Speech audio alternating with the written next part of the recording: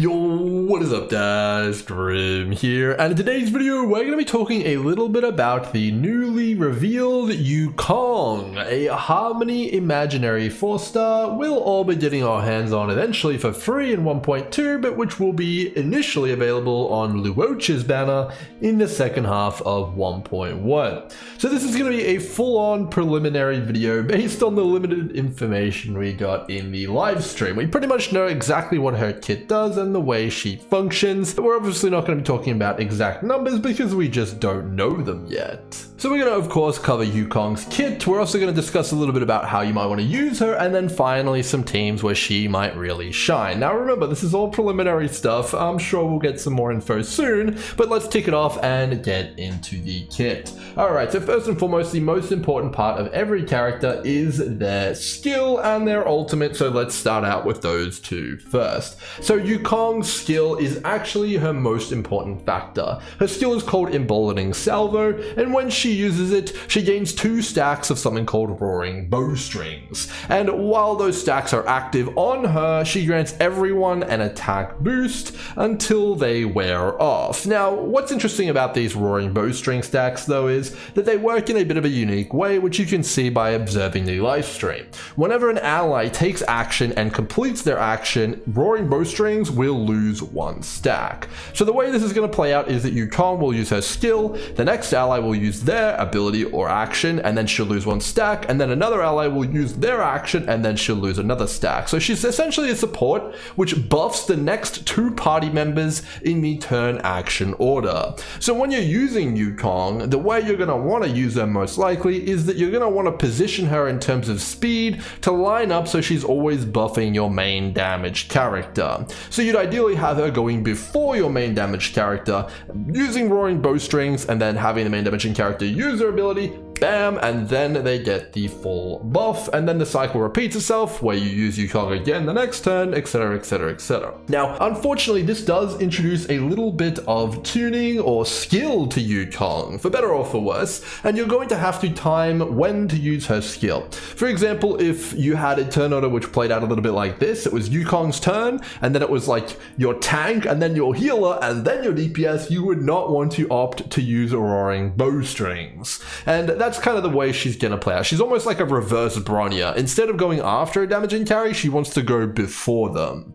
Now, I imagine that the damage buff she provides is going to be pretty substantial because that's a pretty damn restrictive skill. And, you know, overall, that doesn't make her bad by any stretch of the imagination, but it definitely does make her pretty specific. When you compare her to someone like Tingyun, where you just bless someone and they've just permanently got an attack buff, the number is gonna have to be substantially higher than what Tingyun grants. Okay, so her next thing to talk about is her ultimate, which is very, very interesting. The ultimate is called Diving Kestrel. Now, we don't know the energy cost of this. There's not enough footage to really ascertain that, unfortunately, but what we can say is exactly what it does. So it's a single target imaginary nuke, which is very unique for Harmony characters. Normally, Harmony characters have no way to really interact with an enemy in terms of break in any substantial or meaningful way. So when you look at a character like Bronya and Tingyun, their ultimates are both buffs, their skills are both buffs, and they really don't have much in the way of basic attack breaking or any sort of stuff like that. Switch over to Yukong though, and she has a damage focused ultimate, and if it's gonna follow suit with the rest of the damage focused ultimates in the game, that means it's gonna deal 3 break units of toughness damage to the enemy. Now, why this is important is that she is pretty much the first Harmony character you could consider as somewhat of a breaker.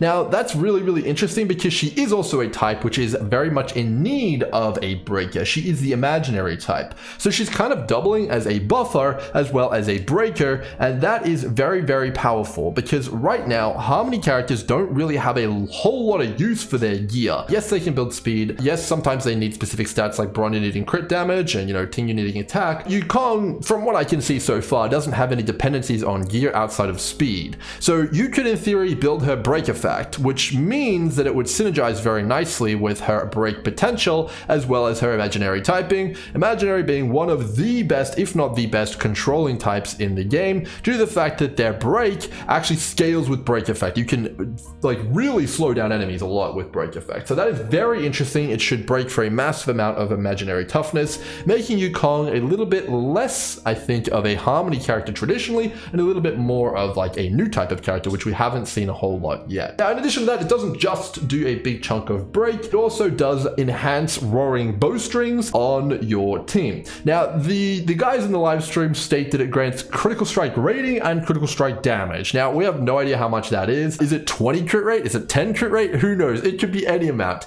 but that is a big deal. Those are two stats which are very, very coveted and somewhat limited in accessibility on your damaged characters' kits. So that is a big deal and very, very enticing. And she is the first support to grant critical strike rating to your team, which means you're going to be able to kind of reallocate some of the budget on your characters if you're using Yukong as the primary support, which could be pretty interesting in constructing teams, and I'm very excited to see that. Now, what we actually see though with this ultimate is that I imagine it's going to play out a little bit finicky.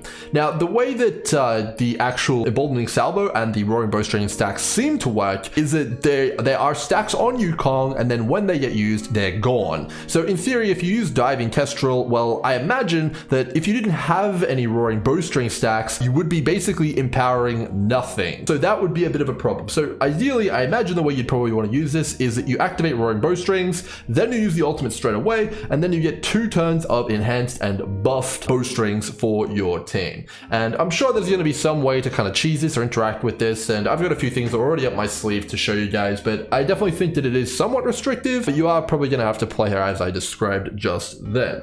So there is one other thing to talk about here, which we know of, and that is her talent, 7 layers, 1 arrow, and it's another very interesting addition to her kit. So what it states is essentially that you can empower a basic attack on a cooldown, and it'll deal additional damage, but it'll also deal additional toughness damage. Now, we don't know how much this is, but a basic attack is like 1 break unit, so I imagine at minimum it's going to be 2, which is another big nuke in terms of toughness and breaking imaginary, and also doubles down on that fact that she might be able to be, you know, kind of building break effect and serving as an imaginary breaker, which is very interesting there. Now, they state that it has a cooldown. We don't know what that cooldown is, but let's say that you went basic skill, basic skill, basic skill, which is like a normal neutral rotation. It'd be pretty good if you could, you know, have a big breaking basic and then go for the skill and, you know, kind of play it that way. But overall, I would say that the way that Yukong is probably going to play out is as follows. If you have your main damaging carry within the next 2 actions, you will use emboldening salvo. If your ultimate is up, you'll immediately use it straight after emboldening salvo. And then if you do not have your carry within 2 actions of Yukong, you will go ahead and use that basic attack, which hopefully will be empowered by the 7 layers talent.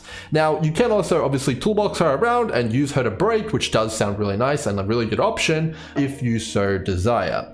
Now, I want to also talk a little bit more about the potential with Yukong in terms of her ability to be slotted into teams.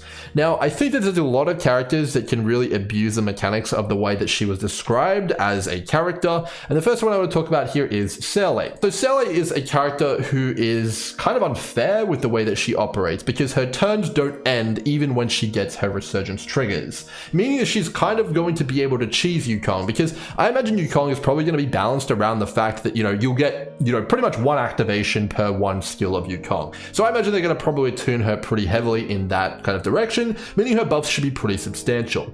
And the fact that you should be able to perpetuate that and extend that with Seele in her turn, let's say that you go emboldening salvo and then straight after diving kestrel and, you know, really juice up your Seele, like 100% crit rate, massive critical strike damage, and massive attack, and then just wipe the field. That definitely seems pretty enticing, and I think it's going to be a very strong combination with Yukong, because she can kind of perpetuate and extend those roaring bowstring stacks a lot more than pretty much any other character. If you compare Seele to a character like Yang Qing is going to get the 1 action, like the true 1 action out of those roaring bowstrings, but Seele is not. Now, the other character I want to talk quickly, briefly about is Jing Yuan, and Jing Yuan is a little bit special as well, because he's a character who doesn't really care about being buffed himself. He'd rather his Lightning Lord be buffed. And the way that it was shown and the way that it was described in the live stream is that Yukong essentially kind of like emits this buff on all team members while she has the roaring bowstring stacks active, meaning that let's say that Jing Yuan is actually the 3rd action in the turn order, but his Lightning Lord is the 2nd action action, but then there's 2 allies like kind of before that. Essentially, Yukong can kind of like fit in Roaring Bowstrings around the Lightning Lord a little bit better than other characters genuinely can. And I think that it is going to be a really powerful accompaniment with Jing, because you can kind of target buff the Lightning Lord as opposed to Jing himself with Roaring Bowstrings, and that does seem very, very enticing, and it can give you a lot more opportunity, I think, to kind of mess around and give that Lightning Lord some buffs. When you compare this character to someone like Bronya, I think that she is a lot more flexible and a lot more synergistic with Jing. Now, it's fair to say that I have a lot of more insane ideas with Yukong, but those are going to have to wait for the ultimate guide coming up and my official review of her. Things like turn manipulation to get Roaring Bowstrings active, follow-up attacks to cheese the Roaring Bowstrings, and snapshotting on manipulation of dots with Roaring Bowstrings are all things which we're going to go deep on coming up soon. Alright, closing thoughts, Yukong. I think she is going to be a fantastic character. If I had to pick her power level, I'd probably put her below Ting Yun and Bronya in power based on what I've seen so far of the kit, but that's really going to come down to her traces as well as her tuning. It's entirely possible that she is stronger, but she definitely does seem a lot more restrictive than those 2 characters in terms of the way that she operates. However, we do not know how expensive her ultimate is, and we also don't know exactly how she interacts, or as well as any of her traces and eidolons, so there's a lot still up in the air, and she might be a character that is exceptionally powerful. I think the first thing I'm going to try out though is going to be using those 2 characters I described. In addition to that, I'm also going to be playing around with a build I think that is going to utilize as much energy recharge as possible and as much speed as possible to try and mess around with a break build. And the reason I want to try break is because I think she has some good potential there, and also a lot of the Harmony light cones also offer break effect on top of their normal effects. And one like this one here, Memories of the Past, offers break effect as well as energy, and I think that could be a pretty interesting combination, given that she offers a lot to the team already and also a lot of imaginary potential in terms of breaking. So hopefully you guys have enjoyed my quick breakdown and introduction to Yukong. It's fair to say that we're going to have way more coverage of her as she gets closer to release and new information is out, but if you have enjoyed the coverage, make sure to subscribe to the channel for more. It really helps me out, and if you like this one specifically, chuck it a thumbs up. Until next time, hope you guys have enjoyed. Cheers.